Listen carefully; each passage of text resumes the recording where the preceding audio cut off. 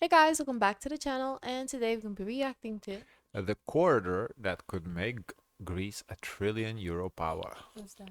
What if I We're told about you to that find out. Greece is on the verge of becoming Europe's new power in the Mediterranean? For decades, Greece's story seemed frozen in time. Postcard perfect beaches, economic struggles, and lofty promises that never quite materialized. But today, that same dock could become ground zero for Europe's next economic revolution.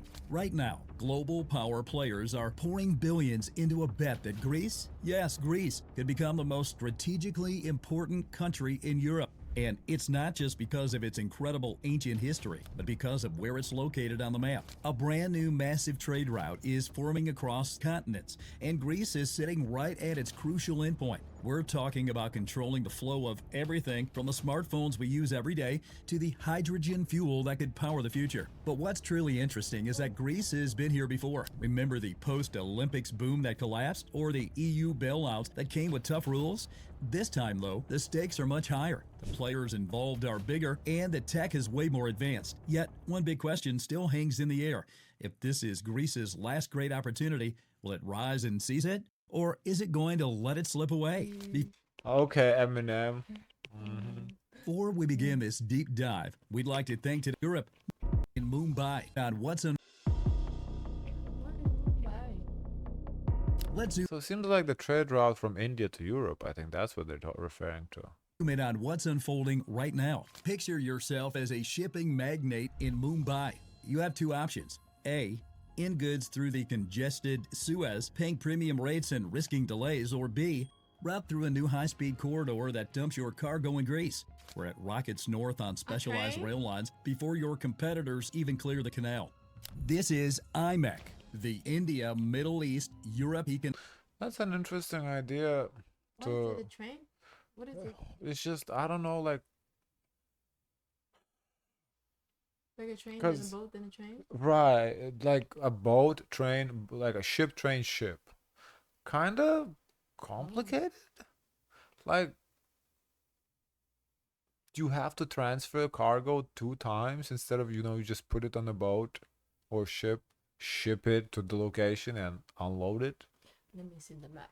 I don't economic know. corridor, not some abstract idea. So, okay, first it goes on a boat. Right. Doesn't need another boat to get across that little water over there? Well, that's probably the same boat, just makes it through the canal. Oh, There's okay, this so it's some the little one boat. canal. Yeah, it's Then the there's a same boat, train, the train, and then and boat boat again. again. Ship, not boat, but whatever. There's room for error. But I don't know, like, why not just take. It's like you're taking two flights. I feel like this complicates things. Why? You take two flights. Yeah, but it's not just me takes to that big ass cargo has to move and I wonder if they're gonna be time efficient, or hmm. maybe it's not for people. It's just for Of course it's cargo. not for use for cargo. Yeah, we're Yeah. talking about cargo. Yeah, this is cargo. Then it gets there when it gets there. It's the same way how all our stuff comes through from China. It goes on a boat, then a train, then on a plane. Then you hope to get to USPS, and USPS say, "I don't know where that is." I guess if it's cheaper this Same thing. way, Because I'm thinking this is with people. no, This is not with I think people. this is we're just talking cargo. Then it's okay. If that's how it's cheaper, then I guess it just Oh, kind of it must seems a be little heavy stuff. weird. Well, Mhm. yeah, it's cargo container. Yeah, on a consultant's slide deck, but a steel and concrete reality rapidly taking shape. Piraeus Port, one of Europe's busiest entry points, is already undergoing a Chinese-funded Oh my transformation, God. increasing capacity and Do you know who's gonna get rich off of this? Yes, I know You know exactly. who? I know You know who. who the guy I'm talking I about? know the It guy. starts with M. Yes, it's an Don't say M. his name. It's okay. I don't remember the name. It His starts name. with M. I remember it starts with M. You guys. Because I said, oh, um, Uh, Eleni has the air and he has the sea. yes. I, He's gonna I keep become richer. forgetting his name. It starts with an M. Yeah, Mauritius or something like this. it's not. Mars and Mauritius. It's not Mazanakis because Mazanakis is a singer. No. This is, oh my God. Whatever. You guys know who we talking about. Okay. efficiency And up in northern Greece, Alexandroupoli is turning into a real energy hub, set to play a critical role in making sure the EU has a secure energy supply. Meanwhile, the IMF is now projecting that Greece could see its GDP grow by around 1.5% each year, leading to a massive 70 billion euro boost to their economy over the next few years. New industries are emerging at a pace unlike anything the Greek bureaucracy has ever seen before. But here's the tough pill to swallow. Potential doesn't last forever. Greece's greatest obstacle isn't external forces like Turkey or global economic headwinds. It's their slow-moving bureaucracy, the endless wait for permits, and government departments that seem stuck in a web of inefficiency. It's like Greece has this unique talent for taking amazing opportunities and somehow turning them into frustrating what could have been stories. The world is handing Greece this once-in-a-lifetime chance, but every opportunity has an expiration date. And this isn't just about becoming So Europe's if they don't warehouse. get this deal, is there another potential country getting this deal? I don't It seems know. This because it seems like we just saw another video about Greece and oil potentially I say finding oil. oil. Now this it seems And they like also have the housing market that they're developing south of Greece. what that Dubai thingy. Yeah. Mm-hmm. I don't know. Like I feel like a lot of these videos we do, like, oh yeah, there's potential, but is it like, is it a pipe dream or is it like actually possible? You know, I don't know. But it's control room. The only difference is one stores goods and the other sets the rules. By the way, only 6% of you watching have subscribed. If you appreciate deep dive geopolitics that go beyond the headlines, hit like and subscribe. It helps us make more videos like this. Now, let's pull back the curtain on what happens when billions start flowing through Greece, because the knock-on effects are going to shock you. Let's break down what appears to be bigger than Greece just getting a few extra ships in its ports. We're talking about the country potentially becoming the Mediterranean's version of Rotterdam, a central meeting point where global trade, energy supplies, and digital networks all come together. The financial implications alone are mind-blowing. Every single ship that docks in Piraeus or Thessaloniki means millions in port fees piling up. And with the India, Middle East, Europe economic corridor set to reroute a significant chunk of trade between Asia and Europe, Greece could be looking at billions over the long haul. But the real game here goes way beyond just simple buying and selling of goods. Energy is where Greece could become a real powerhouse. The country is already positioning itself as Europe's southern hub for natural gas, with existing LNG terminals like the one at Revifusa and that new floating terminal in Alexandroupoli, which officially started operations in October 2024. That Alexandroupoli terminal alone can handle up to 5.5 billion cubic meters of gas each year, supplying 9 countries across Central and Southeast Europe. Now, imagine pipelines carrying hydrogen joining this network, clean energy flowing directly from the Middle East through Greece and right into the heart of the EU. This isn't just about making money anymore. It's about gaining serious strategic influence on the entire continent. And we can't ignore the digital revolution either. With global tensions making traditional internet routes increasingly risky, major tech companies are actively looking for safer paths for their crucial underwater internet cables. Greece, stable, firmly within the EU, and perfectly located geographically, could become the new digital superhighway connecting Europe and Asia. Then you've got the Thessaloniki rail corridor development, which is promising to create a direct, uninterrupted link from Greek ports straight into Central Europe's industrial heartlands. No more complicated detours and bottlenecks, just smooth movement of goods from ships This in is Greece a to little bit risky because they just recently had an incident. Well, the anniversary of the incident The with the train. train. Yeah. And the sequence of what actually happened, like why this event happened in the first place. That sounds a little scary. factories in Germany and distribution centers in Austria. Perhaps most significantly, all of this gives Greece something it's been lacking for decades: real leverage. With IMEC up and running, Greece becomes a key player, almost a rule maker. Brussels would have to pay closer attention to Greek priorities. NATO would need to consider Greek interests more carefully. When you They control a always vital refer to artery for trade and Brussels, but it's the EU. Yeah, this is just because Brussels is where the headquarters is at. energy, you don't just follow what everyone else is doing. You get to help set the agenda. This leads us to the question: if Greece's rise promises a new era for some, what dark battles might be brewing for those about to be left behind? While Greece positions itself to connect continents economically, you can connect your finances to the I wonder same wave who of global benefits in growth. this. Who benefits from this? Mm-hmm. The M guy. Yeah. Marinakis is his name. Uh, I think it's mostly gonna be the shipping companies and the government maybe. I don't know if the regular people, how much they're. I guess maybe the shipping companies would make more jobs if there's more cargo to unload, so there are more jobs at the dock. Mm. You know. But I feel like this channel is a little bit speculative always. Like there's a lot of what ifs here going on. I wish there's more little facts and less what ifs. Freedom 24 gives you back by there's an off and the corporate style energy world's initiatives like Greece.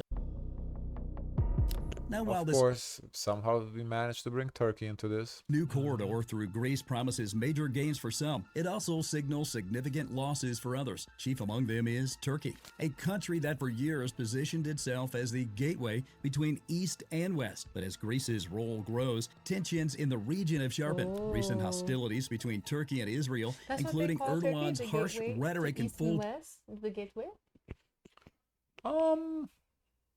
It would make Is that what they call sense. it? I've Oh. never, I don't know if that's what, they call Turkey, but it would make sense. Turkey, because Turkey's, half Asia, half Europe, kind Oh. of has a territory in both, so it would make sense. trade suspension have only added fuel to the fire, with IMEC relying on stable cooperation between Israel and its Mediterranean partners, especially Greece. These rising frictions could threaten to disrupt the project's eastern link. Think about it this way. For a long time, Turkey has held a really crucial position, acting as a main bridge between Asia and Europe. China's massive Belt and Road Initiative has been pumping billions of dollars through Istanbul, solidifying Turkey's role. This isn't just about the fees they collect from ships and customs. It's about the serious political power that comes with controlling such a vital trade route. Right now, a significant amount of goods moving between East and West goes through Turkey. If this new IMEC corridor actually manages to pull major trade routes through Greece instead, Turkey is looking at more than just a hit to their finances. They risk losing their hard-earned status as this indispensable regional power. For the Turkish leadership, who have really I don't think Turkey would lose that status just for the simple fact that their military is really, really strong. I think Turkey is a key ally to the NATO and EU. They need it. Even if this was to happen, that corridor was built and, Greece takes advantage of this opportunity.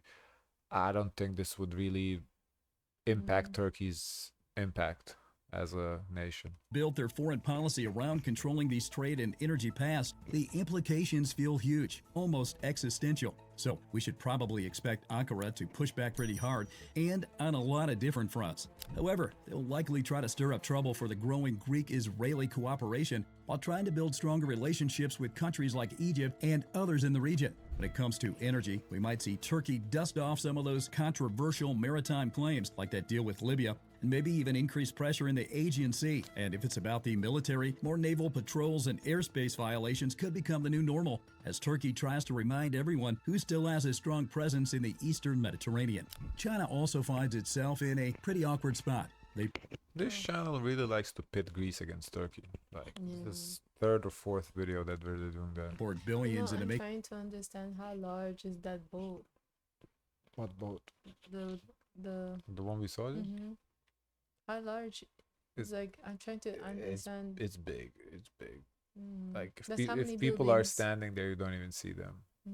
These boats are huge. making Turkey their main hub in the Mediterranean for their Belt and Road Initiative. Now they're facing the real possibility of seeing those carefully laid plans being bypassed. The big question is whether China will quietly accept this shift or start leveraging its economic and political power to protect its interests. The stakes are high. Turkey, it's about preserving regional dominance. For China, it's about safeguarding the viability of its flagship global infrastructure strategy. But as if that weren't enough, the regional chessboard has grown even more volatile. Tensions between India and Pakistan have recently flared once again, raising concerns about regional stability. While the surface cause is rooted in long-standing disputes, some geopolitical analysts suggest this flare-up may also serve China's interest, intentionally or not. Destabilizing India's position could cast doubt on IMEC's reliability, scaring off investors and slowing down corridor construction. Because if IMEC moves forward and Greece exceeds, it would fundamentally shift the power balance in the region, and the current power holders aren't likely to accept that quietly. But with the clock ticking and rivals waiting, can Greece overcome its familiar hurdles before this once-in-a-generation opportunity slips through its fingers?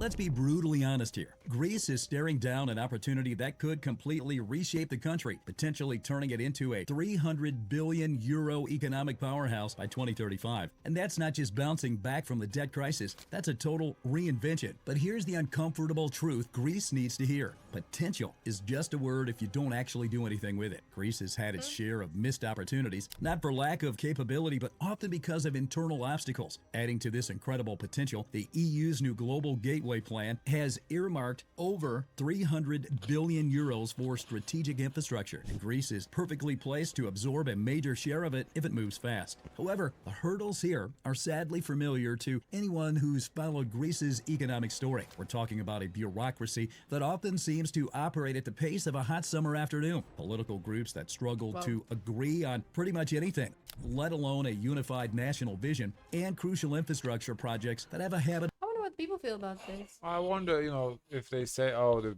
the government fails to agree, what's the downside of this? Like, why would there be some people against this? Because, when we did the reaction about the oil, I can see why people don't want oil in their waters. And they said there's, why too as well. yeah, so, the oil is a little, this is just what, you're just shipping more stuff through your ports. Like, why would you not want that? Because it's not like, it seemed to me we're just accepting more ships.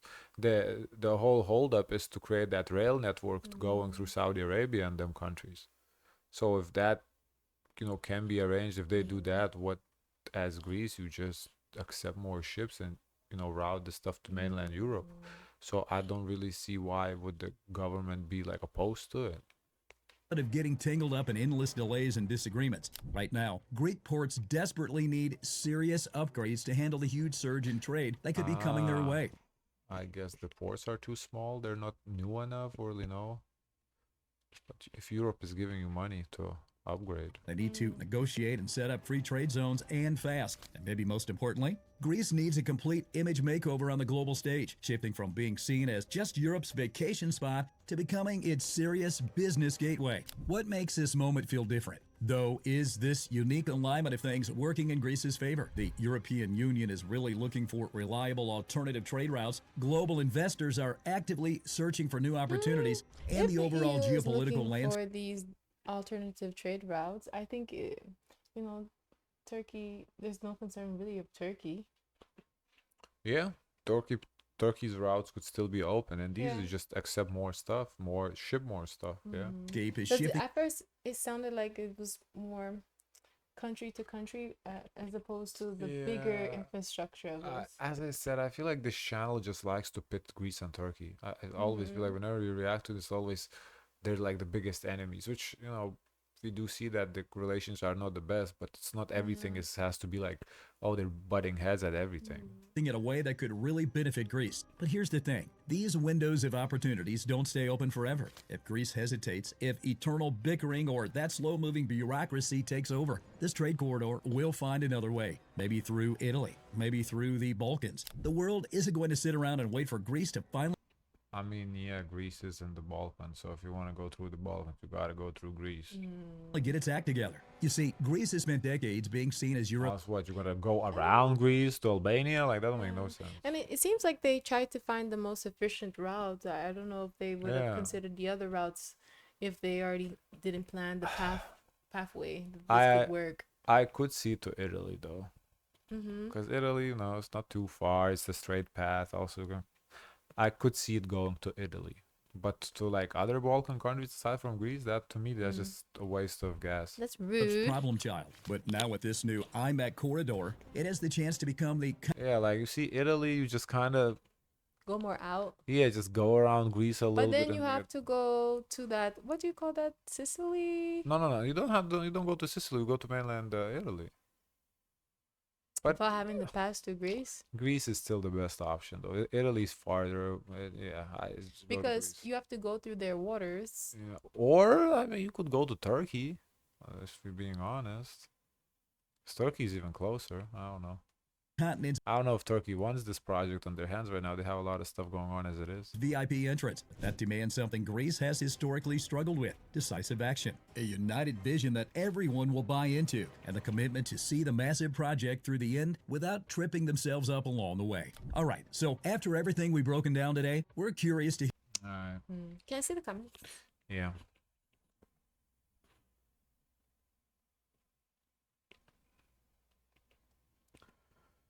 EU doesn't support Greece. EU supports Turkey, and that is the big downside.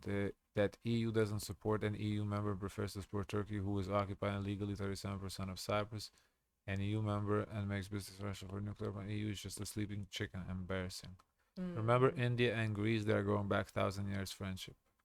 Greeks are in the fourth hardest working people on earth according to 2024 global statistics, and first place in the EU. I didn't know that. As a Greek, I believe in the new Greek generation spirit. We've lived the most demoralizing economic crisis, and we will not let these opportunities fly away. We'll see. Good for you. Oh. Mm. They didn't give a timeline. They said something by 2030 or something like that. So there's time. Guys, of course, let us know your thoughts. Don't forget to like, comment, and subscribe. Join the Discord, and as always, share as much kindness as possible.